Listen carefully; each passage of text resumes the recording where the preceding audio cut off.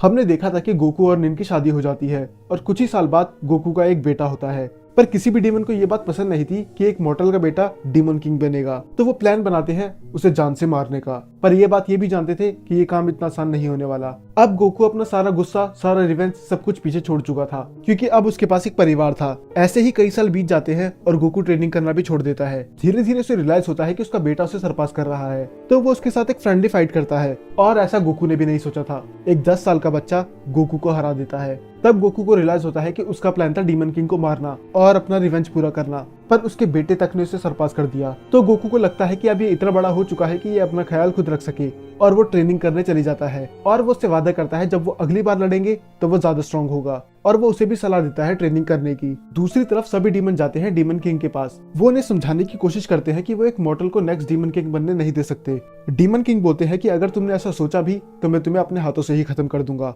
कोत्सू ही बनेगा next demon king. Demon king के मना करने के बाद अब वो खुद ही प्लान बनाते हैं कोत्सू को मारने का। उन्हें पता था वो बैटल में निन और सुप्रीम डीमन किंग को नहीं हरा सकते, तो वो एक ऐसा टाइम चुनते हैं जिसमें दोनों ही सो रहे हो। और अगर आपको नहीं पता मैं बता दूं, डीमंस कई सालों तक सोते हैं। तो वो सीधे जाते हैं कोत्सू को जान से मारने के लिए, और तभी वहाँ गोकू आ जाता है। उसे महसूस हो गया था कि इधर कुछ तो गलत होने वाला है, तो वो अपनी ट्रेनिंग छोड़कर उन डीमन के पास आ जाता है। इतने में उसका बेटा भी उठ चुका था। गोकू उनसे पूछता है कि आखिर तुम सब इधर क्या कर रहे हो और तुम्हारी हिम्मत कैसे हुई इधर आने की। और वो गोकू को सब कुछ बताते हैं कि वो इधर क्यों आए हैं। और फिर वो बताते हैं कि अगर तुम जैसे कमजोर लोग डीमन किंग बनेंगे तो हमें कभी भी आजादी नहीं मिल पाएगी। हम तुम्हें इधर लाए थे अपनी मदद करने के लिए, पर तुम हमारी मुसीबतें और बढ़ा रहे हो। गोकू ने बताता है कि कोत्सू डीमन किंग से भी ज्यादा पावरफुल है, और अगर तुम्हें यकीन नहीं आता तो तुम खुद ही इससे लड़ सकते हो, मैं बीच में नहीं आऊंगा। सभी डीमंस हैरान थे कि आखिर एक बाप अपने बेटे को जान से मारने के लिए कैसे बोल सकता है। फिर गोकू बोलता है कि अगर तुम सबने इसे जान से मार दिया तो मैं खुद ही ये यूनिवर्स छोड़ के चली जाऊंगा। ये सुनकर डीमन बहुत ही ज्यादा खुश हो जाते हैं, क्योंकि अगर उन्होंने कोत्सू को मार दिया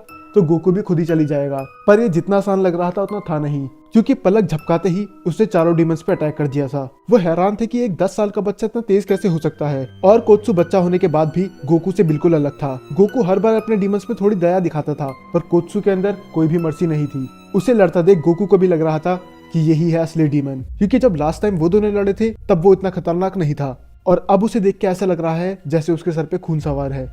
गोकू समझ जाता है कि वो तब होल्ड बैक ही कर रहा था। फिर कोत्सू रिवील करता है कि डीमन किंग ने उसे सब कुछ बता दिया, और उन्होंने उसे डीमंस के सारे सीक्रेट भी बता दिए। अब ये सुनने के बाद डीमन के पैरों से जमीन निकल चुकी थी कि आखिर वो ये बात एक बच्चे को कैसे बता सकते हैं। ये कुछ ऐसी बात थी जो खुद गोकू भी नहीं जानता था। फिर कोत्सू रिवील करता है उस सुप्रीम टेक्निक के बारे में, जिसमें सभी 5 डीमंस अपना हार्ट किसी एक डीमन को देते हैं, और वो अनलॉक करता है सुप्रीम पावर।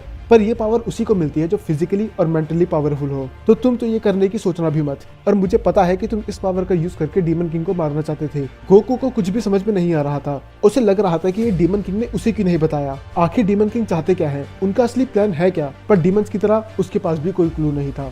फिर डीमंस बोलते हैं कि अगर अब तुम्हें पता चल ही गया है तो अब तुम अपनी उल्टी गिनती शुरू कर लो, क्योंकि हम उसी टेक्निक का यूज करने वाले हैं। कोत्सू उसका मजाक उड़ाते हुए बोलता है कि तुम जैसे लूजर्स इस टेक्निक का यूज नहीं कर सकते। पर मन ही मन में वो भी थोड़ा डरा हुआ था। वो जानता था इस टेक्निक के सक्सेसफुल होने के चांस 2% है, पर अगर ये उसमें सक्सेसफुल हो गए तो मामला हाथ से निकल जाएगा और शायद ये उसे ना रोक पाए। तो वो डिसाइड करता है उनके हार्ट को डिस्ट्रॉय करने की। वो एक लेजर से उसका हार्ट डिस्ट्रॉय करता है, पर उसे ये बात पता नहीं थी कि वो अपना हार्ट शिफ्ट कर सकते हैं। वो अपने हार्ट को अपने शरीर में कहीं भी मूव कर सकते हैं। हालांकि कोत्सू था तो बहुत पावरफुल, पर उसके पास एक चीज की कमी थी, वो है एक्सपीरियंस, जो डीमंस के पास करोड़ों साल का है। ये देखने के बाद वो लड़ाई के बीच में जाने की सोचता है, पर वो वादा कर चुका था कि वो बीच में नहीं आएगा, और अब उसे इस बात का रिग्रेट हो रहा था कि उसके वजह से उसका बेटा अब मर सकता है। कोत्सू उन्हें मारने ही वाला होता है, पर अब बहुत देर हो चुकी थी। वो डीमन अपना हार्ट देके वो डील कर लेते हैं और अवेक कर लेते हैं सुप्रीम पावर, और जिसका उसे डर था वही हुआ। इस रिचुअल के सक्सेसफुल होने के चांस बस 2% थे, पर पता नहीं कैसे उस डीमन ने उस पावर को हैंडल कर लिया। वो इतना स्ट्रॉन्ग थे कि ये पूरे मल्टीवर्स में लोगों को महसूस हो रहा था, यहाँ तक कि खुद डीमन किंग भी ये देख रहे थे। पर वो बीच में नहीं आते क्योंकि उनके भी कुछ उसूल थे। ये देखने के बाद गोकू को सेल का टाइम याद आ जाता है कि किस तरह उसने अपने बेटे को मरने के लिए छोड़ दिया था, और आज फिर से वही सेम चीज हो रही है, और मैं कुछ कर भी नहीं सकता। पर तभी पीछे से गोकू का एक और अपोनेंट आता है, वेजिटा। हमने देखा था कि गोकू ने वेजिटा को पिछली बार हरा दिया था, पर इतने सालों के बीच खुद ग्रैंड प्रीस्ट और जेनो सामान्य से मिलकर ट्रेनिंग दी थी कि वो गोकू को रोक सके, और अब वो इनके यूनिवर्स में आ गया है गोकू को मारने के लिए। पर गोकू से लड़ने के लिए मना कर देता है। वो कहता है कि अभी मेरे पास इसके लिए टाइम नहीं है, और वो वेजिटा को बताता है कि किस तरह उसने बाकी सब अब पीछे छोड़ दिया है। अब वो बस एक अच्छी लाइफ जीना चाहता है। और अब वेजिटा को भी रियलाइज होता है कि उसने गोकू के साथ क्या करा था। उसने उससे उसकी जिंदगी ही छीन ली थी। फिर वेजिटा बोलता है कि मैं तुम्हें माफ तो नहीं कर सकता, पर मैं तुम्हारे बेटे को जरूर बचाऊंगा। गोकू से रोकते हुए बोलता है कि मैंने उनसे प्रॉमिस करा है कि मैं बीच में नहीं आऊंगा। फिर वेजिटा उसे बताता है कि प्रॉमिस तुमने करा है, मैंने नहीं। फिर वेजिटा ट्रांसफॉर्म होने लग जाता है और अब वो अपनी उस फॉर्म को मास्टर कर चुका था। और वेजिटा बोलता है कि इसको खत्म करने के बाद हम दोनों फाइट शुरू करेंगे। ये देखने के बाद गोकू सोचता है कि मैंने वेजिटा के पूरे परिवार को डिस्ट्रॉय कर दिया, पर इतना सब होने के बाद भी वो मेरे बेटे के लिए लड़ रहा है। और उसे फिर वही बातें याद आती हैं कि किस तरह पहले वो एक अच्छे दोस्त थे और अब वो क्या बन चुके हैं।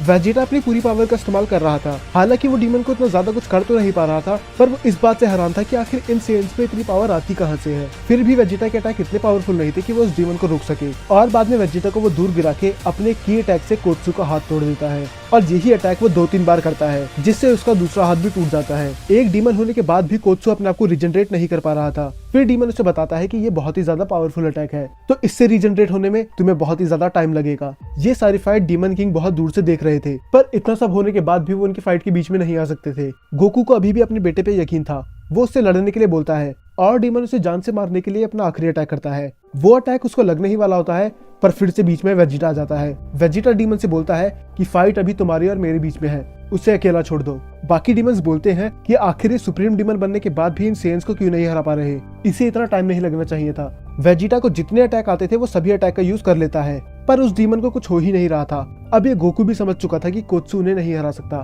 तो उसे भी रूल ब्रेक करके मैदान में आना ही पड़ता है। और हमें फिर से देखने के लिए मिलता है गोकू और वेजिटा का टीम वर्क। वो इतने पावरफुल तो नहीं थे कि वो उस डीमन को रोक सके, पर वो दोनों फिर भी उस पे भारी पड़ रहे थे। इस टीम वर्क को देखने के बाद बाकी डीमंस भी मानते हैं चाहे कुछ भी हो, इन सेंस की बात ही अलग है। इतने पावरफुल अपोनेंट के सामने ये ऐसे लड़ रहे हैं जैसे इन्हें फर्क ही नहीं पड़ता कि सामने कौन है। अब कोत्सू भी उन्हें ज्वाइन करता है और वह तीनों मिलकर उस डीमन को हरा रहे थे, पर उसी लड़ाई में एक अटैक जाके कोत्सू को लग जाता है और वह अटैक इतना खतरनाक था कि वो दर्द के मारे तड़प रहा होता है। ये देखने के बाद गोकू से अब बिल्कुल भी सहा नहीं जाता और वो कहता है कि मैं इसे यूज तो नहीं करना चाहता था, पर तुमने मुझे बहुत मजबूर कर दिया है।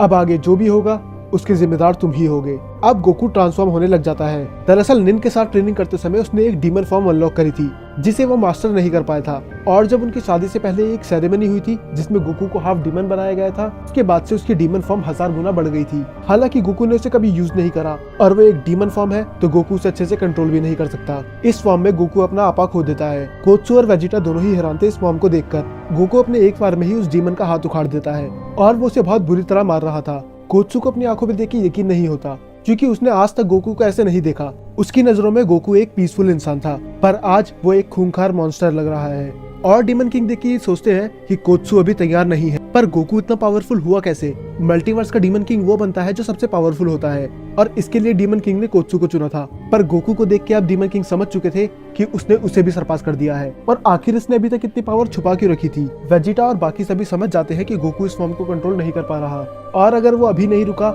तो वो इसके बाद वेजिटा, बाकी डीमंस और शायद उसके बेटे को भी खुद ही मार देगा। और गोकू उस डीमन को मारने ही वाला होता है, पर तभी सामने से ज़ेनो का एक गार्ड आ जाता है और वो गार्ड बोलता है कि मैं ज़ेरोसामा की तरफ से मैसेज देने आया हूँ कि लॉर्ड। वो अपना सेंटेंस कंप्लीट भी नहीं कर पाता कि गोकू उसका गला दबा देता है। वेजिटा उसे बचाने के लिए जाता ही है, पर इतनी देर में गोकू उसे जान से मार ही देता है। वेजिटा कंफ्यूज था कि आखिर ये गार्ड इधर क्यों आया, ऐसा क्या काम था जो उसे इस यूनिवर्स में आना पड़ा, और वो क्या बोलने वाला था। अब उन डीमनों से बड़ा खतरा गोकू था, क्योंकि इसे फर्क नहीं पड़ रहा था कि सामने कौन है। जो भी होगा वो गोकू के हाथों से मारा जाएगा। और दूसरी तरफ डीमन किंग को महसूस हो जाता है कि कोई ऐसा आने वाला है जिसका इंतजार वो सदियों से कर रहे थे।